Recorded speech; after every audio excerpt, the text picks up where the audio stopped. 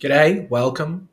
Uh, Time for another look into the Australian political scene. Thanks for checking it out. This is something I hope to do more often, continue to build up some content around this sort of stuff. I find it interesting. So, obviously, if other people do as well, then everyone wins, right? Um, so, a couple of days ago, I caught myself listening to ABC News Radio, as one does, and came across a speech at the end of question time that Anthony Albanese was delivering. And I heard it, and to be honest, yeah, for full disclosure's sake, I am a member of the Australian Labor Party. Having said that, Anthony Albanese is not someone that's ever necessarily inspired confidence or inspired me, really. And I heard this speech and I thought, Jesus, you know what? Actually, this guy is really onto something here. So I very graciously, or I'm very grateful that I was able to actually just go onto YouTube and find this speech. It's something I've tried to do in the past that hasn't really been that available. And so it's good that I guess, political parties and the parliament have decided to start uploading this stuff to YouTube. I've tried using their website before. It's absolute garbage, absolute crap. So much better if it's just on YouTube. Um, So let's get cracking, I suppose. This pandemic has shown the strength of Australian society, the way that Australians are resilient, the way they look after each other. But it's also shown the weakness in our economy, and it's highlighted the failure of a tired government. All right, everything just shitting itself a little bit. Let's start again. This pandemic has shown the strength of Australian society, the way that Australians are resilient, the way they look after each other. But it's also shown the weakness in our economy, and it's highlighted the failure of a tired government, a tired government that can't deal with the challenges of today, let alone imagine and create a better future tomorrow. And so this opening of this speech, for me, was really, it really hit the nail on the head in terms of, I guess, the problems that I see in Australia. I think it's very easy to look at the pandemic in particular and see the, I suppose, failures that have happened around that and look to those as the biggest problem that we're facing. And while obviously they're a very immediate problem and they are a problem, there's absolutely no doubt about that. I think it's also very important to note, as Albanese does here, that there's actually a whole range of problems that we were having even pre-pandemic. The pandemic kind of did a job of sweeping those under the rug in a certain way, where it made it so that there was more pressing issues at hand. But make no mistake, wages were not growing in this country, despite the claims of the Liberal government to have brought the budget back in black. They've I think quadrupled the debt in this country, which is absolutely hilarious coming from them.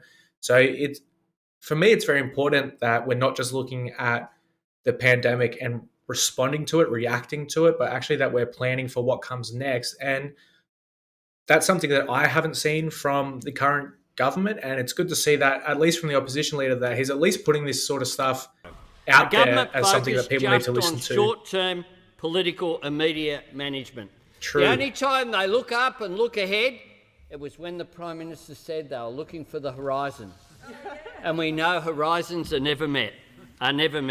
In contrast, a Labor Party committed to overcoming the COVID pandemic and creating a better future.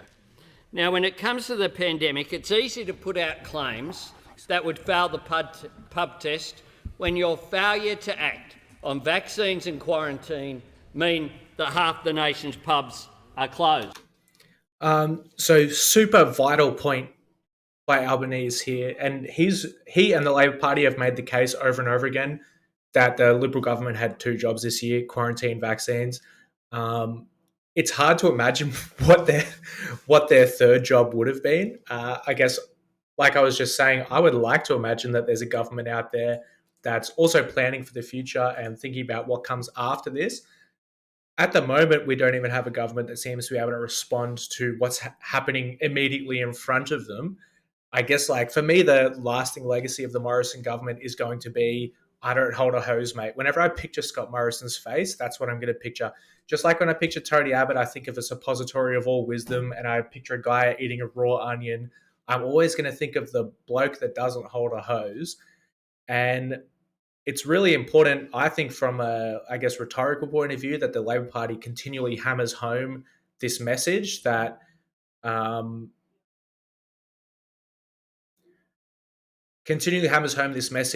it is about vaccines and it is about quarantine, and those are the two most important things that the Liberals should be focused on at the moment. Because as a direct result of this government's failure to secure enough vaccines and to roll them out effectively, and also to fail on quarantine, where we've seen breaches on 27 occasions, and added to... Just on that as well, like he says there's been breaches on 27 occasions, which is true. What the Liberals often say to this is that there was only like 6 cases have escaped hotel quarantine. Whatever the number they say is, it's less than that 27.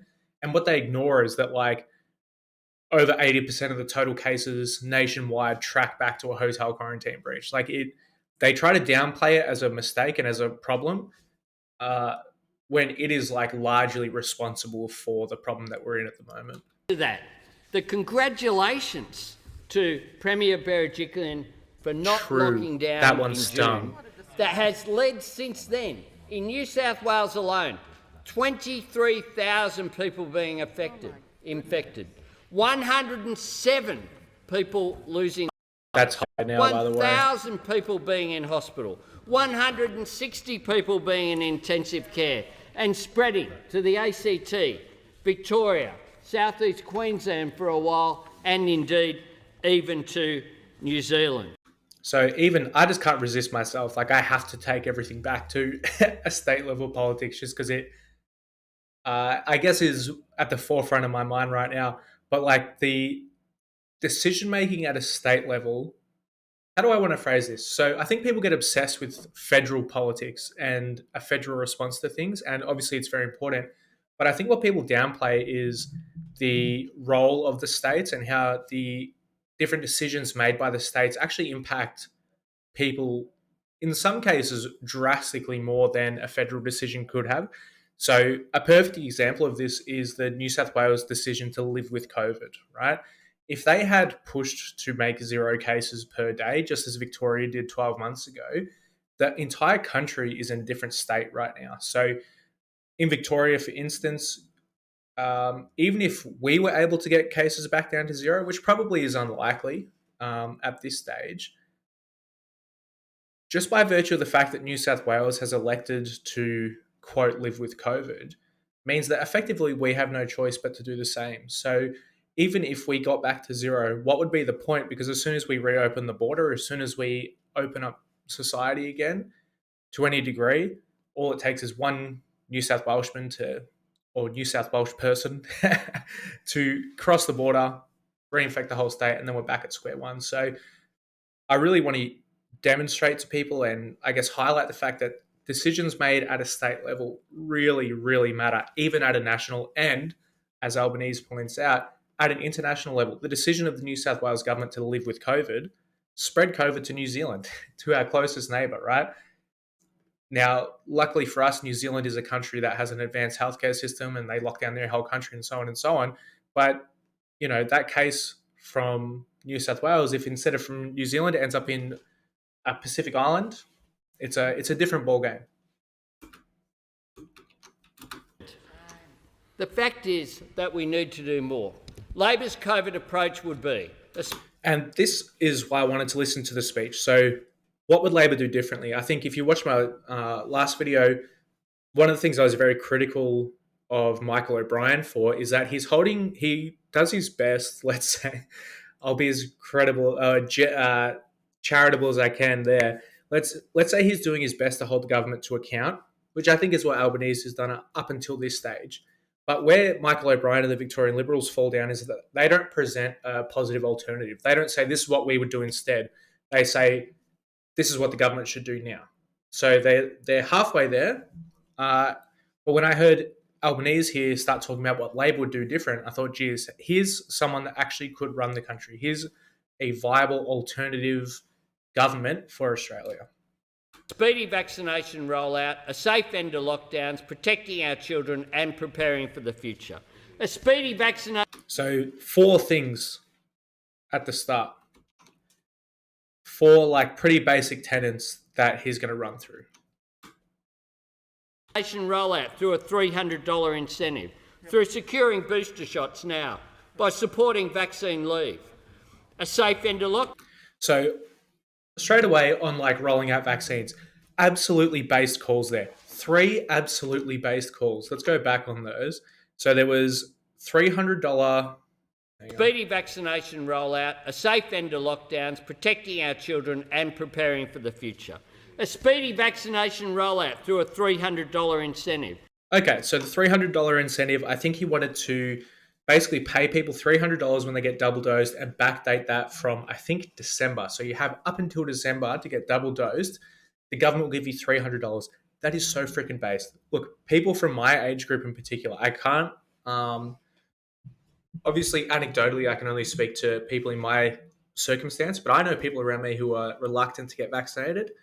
Particularly because the availability of Pfizer isn't there, so they feel kind of constrained into getting AstraZeneca, which they don't want to do for all the reasons that we already know. I don't have to go through them now. So giving people $300 to just do it, based.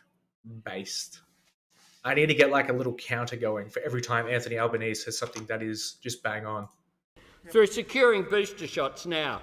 Or again, like securing booster shots now, absolutely brilliant decision. Like we see, particularly overseas, particularly I think Israel is the main case at the moment, but the efficacy of vaccines is falling because they were vaccinated so quickly at the start. Their percentage of effectiveness against the virus rather is decreasing now. We need to get booster shots now. I know that we don't have enough jabs at the moment, but we need to start thinking about what happens next as well, particularly because by the time booster shots are required, we will actually be in a relatively, if not fully open country again. And so it's going to be absolutely vital that we have a supply ready to go for that time. By supporting vaccine leave. Again, vaccine leave. So the idea that like, if you need to take a day off work to get vaccinated, you're not going to lose your paycheck. Brilliant. Absolutely brilliant idea. We know that the accessibility of vaccines is reduced for people that are casuals, that are younger. So combining that $300 payment plus you're going to get paid a day's wage, that's massive.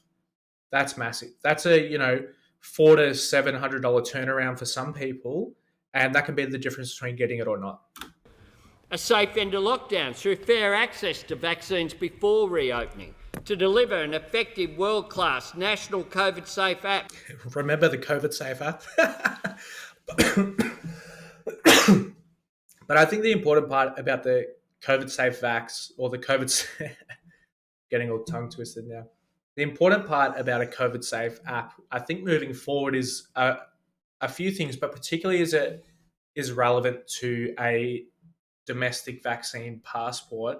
I know that in New South Wales and in Victoria, I'm more familiar with the Victorian example, Dan Andrews has talked about shifting from lockdowns to lockouts, where unvaccinated people won't have access to certain venues. Now, I know for things like the footy, for instance, it would be easier if there was just a federal proof of this, right?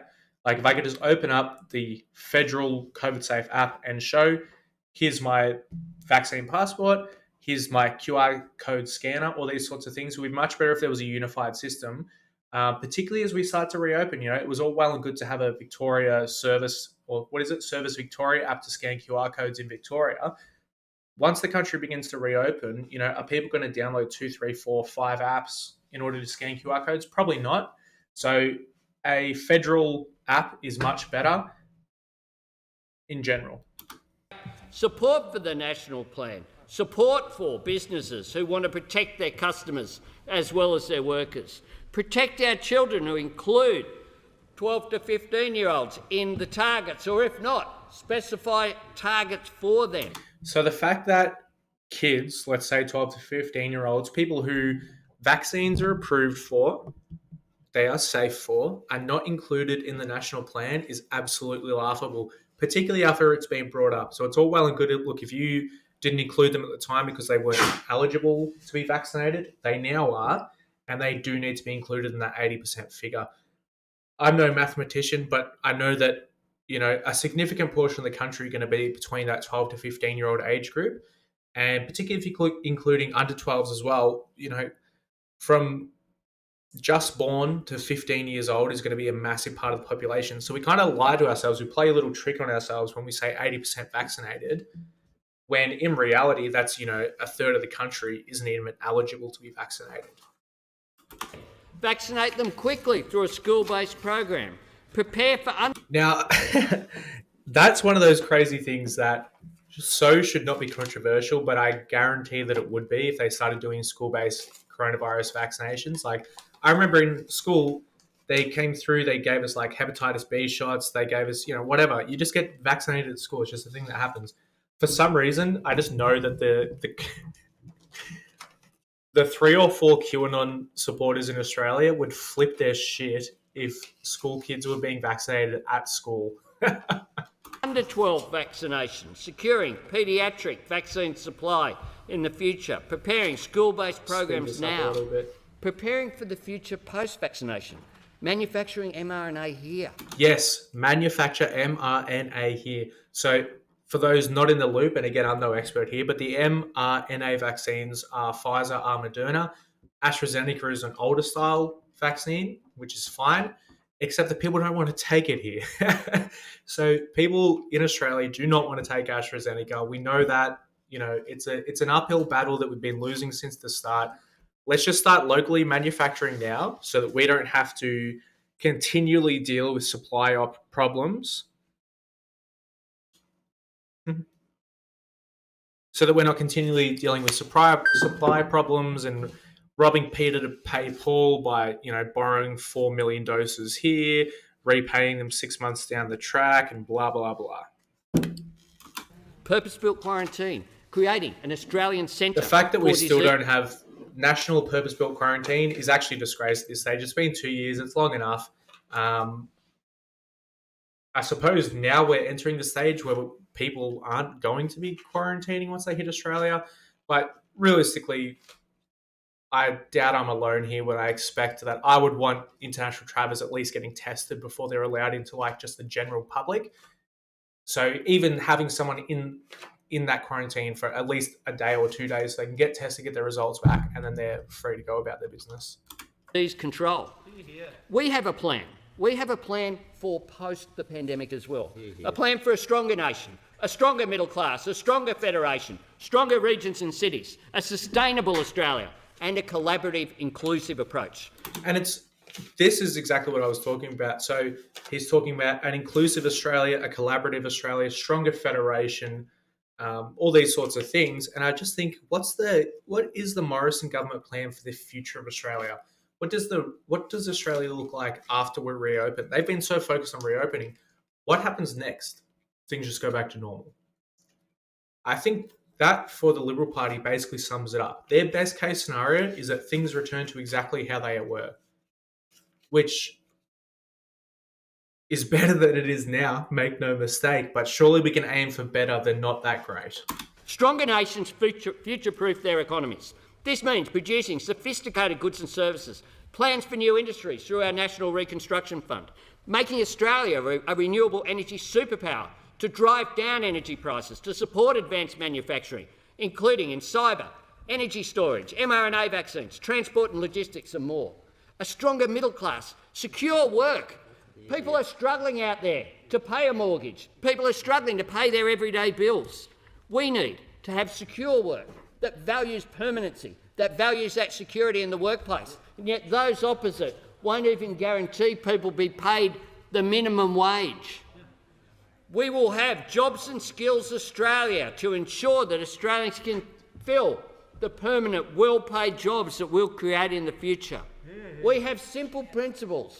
So I think it's really interesting that Albanese brings up this idea of permanency at work. So something that if we take our minds way back now, this must be, 15 months ago now, Dan Andrews was talking about the idea that casualisation of the workforce has been exposed by COVID as a real problem, particularly when you put it into the context of the aged care sector, where you have different people working at different facilities and they're working across borders and so on, and it also means they're less likely to go get tested. As we now know, they're less likely to go get vaccinated as well because they can't afford the day off and so on. So it's really interesting to see at both the state and the federal level, Labor leaders have identified permanency of work, the idea that you're going to make a certain salary in a week, as two of the big problems facing the future of Australia. It's really interesting to see that.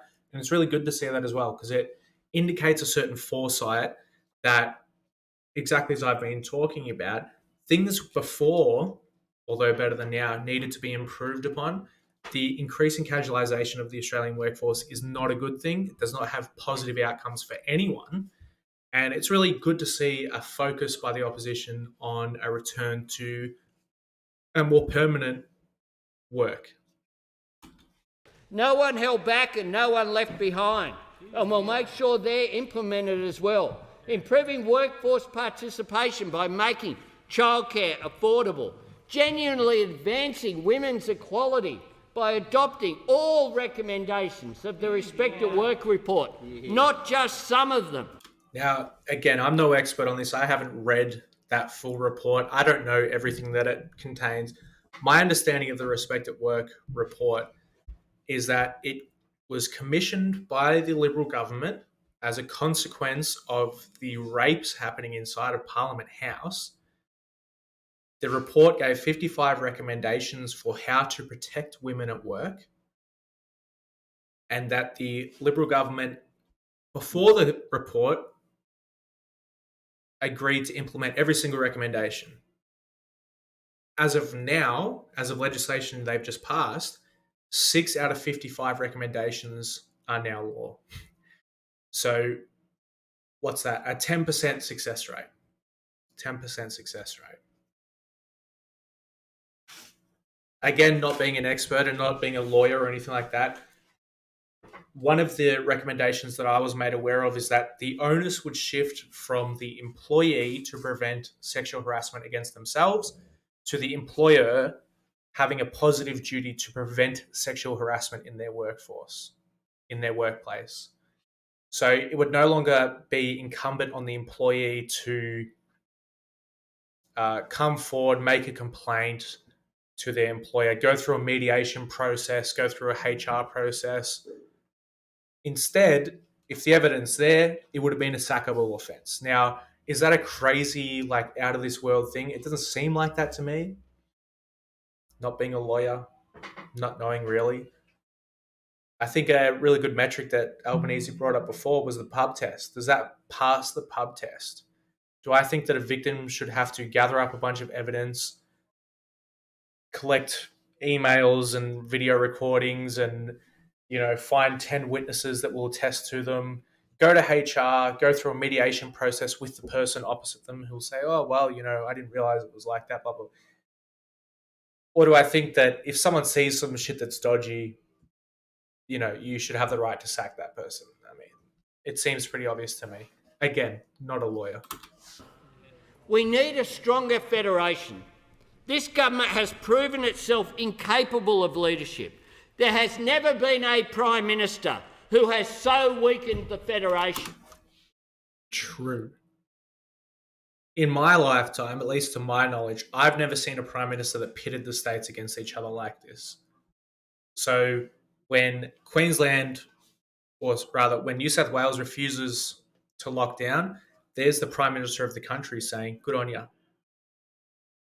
Now, the part of the sentence that he says is, New South Wales has done very well to avoid locking down. The unsaid part of that sentence was, see Queensland, see Western Australia, see South Australia, see Victoria. This is the way you should be doing it. I've never witnessed it before in my life, a Prime Minister that pits the states against each other like this and picks and chooses, picks a side, has little digs, little snarks. I've never witnessed that before. So the claim that there's never been a Prime Minister who's weakened the Federation, now look, you could take that in a couple of different directions. I think that it must have been the Hawke years when the High Court of Australia found that, geez, I'm pushing my own knowledge here, something to do with the Tasmanian River, and that like treaties signed by the national government could override state government agreements.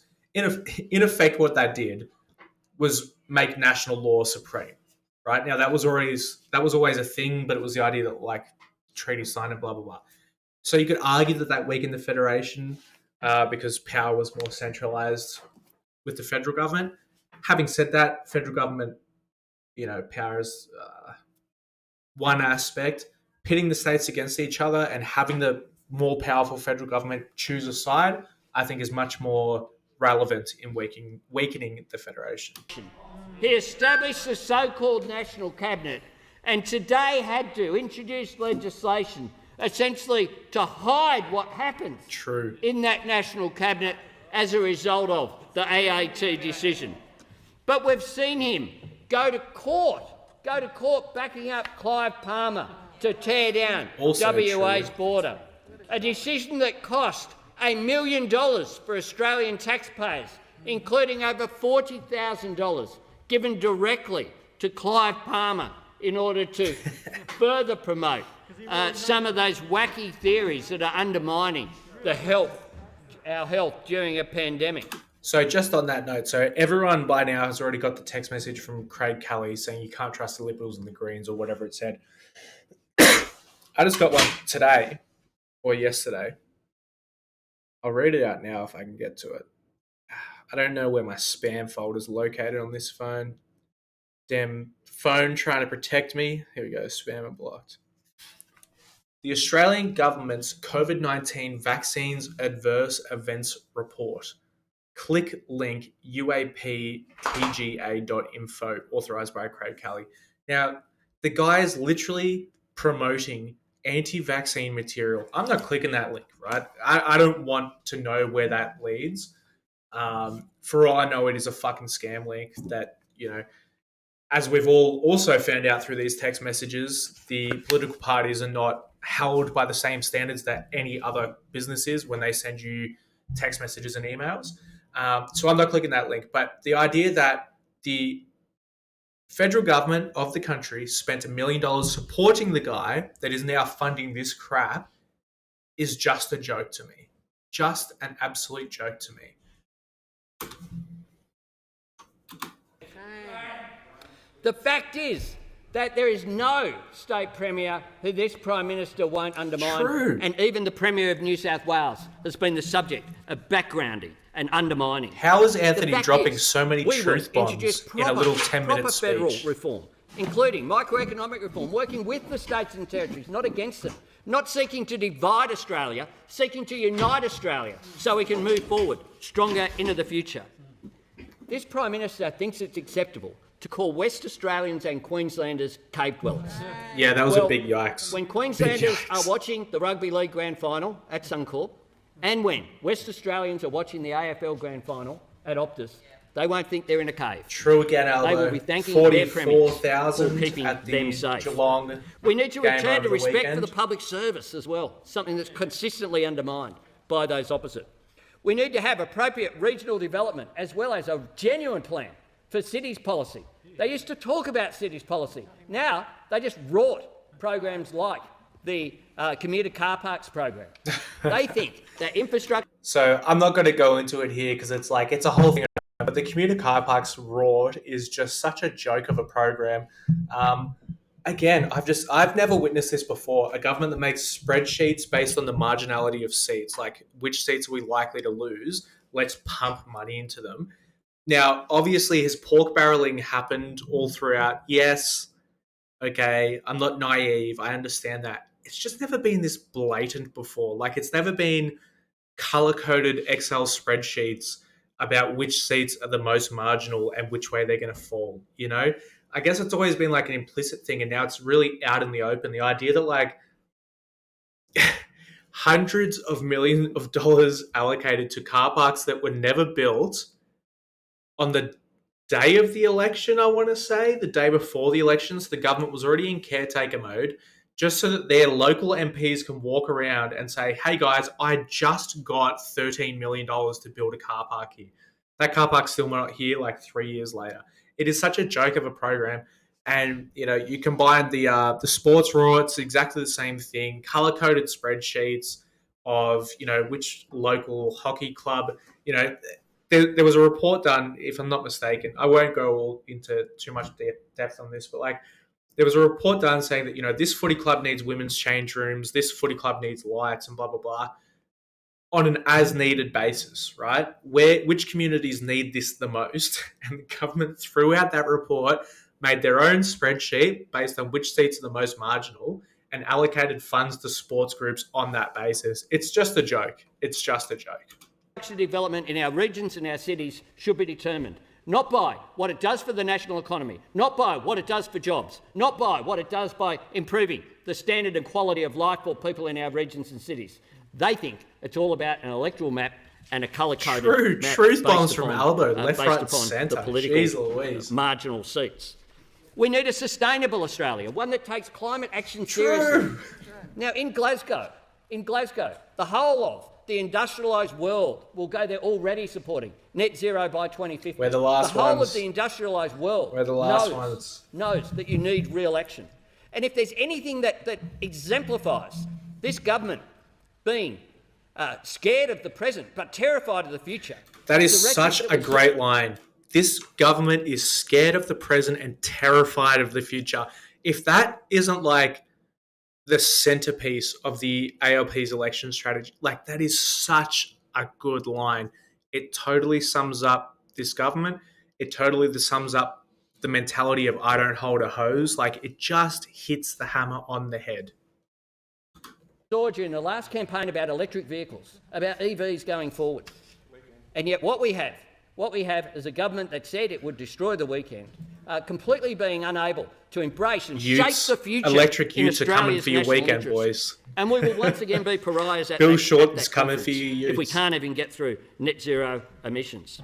Australia is a great nation, but we can be even greater. True. We're located in the fastest growing region of the world in human history.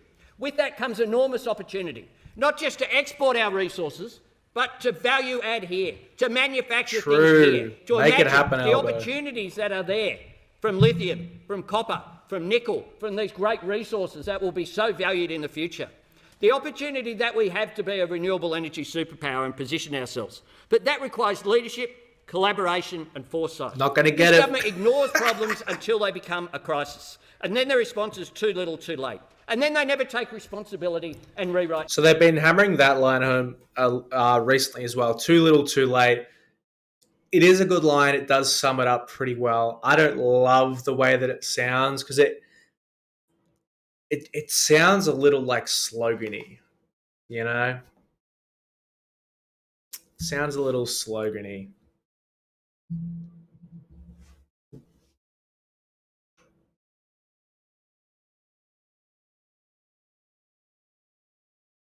What was the one he said before?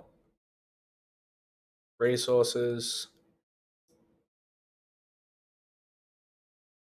Destroy the weekend. Man, that was such a...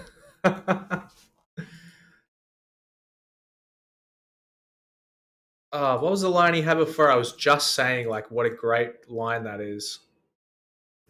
The industrialised world will go there already supporting net zero by 2050. The whole of the industrialised world knows that you need real action. And if there's anything that exemplifies this government being scared of the present but terrified of the future... scared of the present but terrified of the future. That's a freaking line. Too little, too late is less of a line. That sounds a bit more slogan-y. You kind of see that on a pamphlet or something.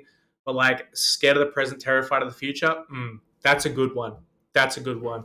So any Labor PR people seeing this, make sure you stick to the good one. Less of the slogan-y kind of crap, more of the zingers. That's what we like on this channel. We like seeing Anthony Albanese slinging zingers. From copper, from nickel, from these great resources that will be so valued in the future. The opportunity that we have to be a renewable energy superpower and position ourselves. But that requires leadership, collaboration and foresight. This government ignores problems until they become a crisis. And then the response is too little, too late. And then they never take responsibility and rewrite history. The gaslight on the hill. That's what they have opposite. Well, Labor has the light on the hill. Oh, that was a bit cringe. That was a bit cringe. I don't like that so much. The gaslight on the hill was good. To bring Australians together, to create high-value jobs, to lift living standards, to lift people up, to make sure people aren't left behind on the basis of where they were born, their gender, their sexuality, their religion, to make sure that we unite as a country. We need a government that's as big and bold as the Australian people are themselves. A government with ambition. Ambition for the future, not ambition for the next news day, not ambition for the next headline. And that's what Labor will bring. Labor will bring that ambition for the future, a better future that we will deliver in government. That was such a good little close there. Let's go back. That we unite as a country. We need a government that's as big and bold as the Australian people are themselves. A government with ambition. Ambition for the future, not ambition for the next news day, not ambition for the next headline. And that's what Labor will bring. Labor will bring that ambition for the future, a better future that we will deliver in government. And so there you have it. If you'd never listened to Anthony Albanese before, not only do I not blame you at all, because, as I said, even as someone that is a member of the Labor Party, I was hardly inspired by him. Oh, hey, I didn't see you talking there. We won't be fully open until after the next election. Normal's a long way off. Yeah, normal is a long way off. It is. There's no doubt about that. I guess it's also just like, normal's one thing. It's all right. But hopefully we can do better than just normal. You know, hopefully we can go a little further than that. That would be ideal in my world.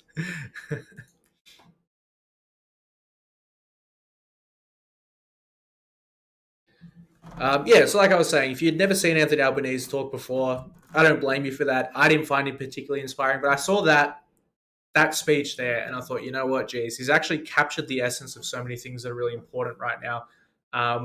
He's really captured the idea that the government of today is really reactionary. They're not a planning government. They don't look forward. They don't try to anticipate things and shape the world around them. They just react to things as they happen to them, which I think is really important. And he's also kind of, like I said right at the start here, he's portrayed himself and the Labor Party as an alternative government, as people that can actually take the system as it is now and do something with it, rather than Michael O'Brien, who seems to just kind of nitpick and poke around the edges and, you know, armchair general, kind of backseat drive. Anthony Albanese did a really good job here of actually saying, this is our vision, this is what we're bringing, and why you should vote for us. So anyway, I'm going to wrap it up here. Thanks to those watching. This was a bit of a longer one. I'm going to try to do this a little more often than I have been. We'll see. And thank you. Until next time.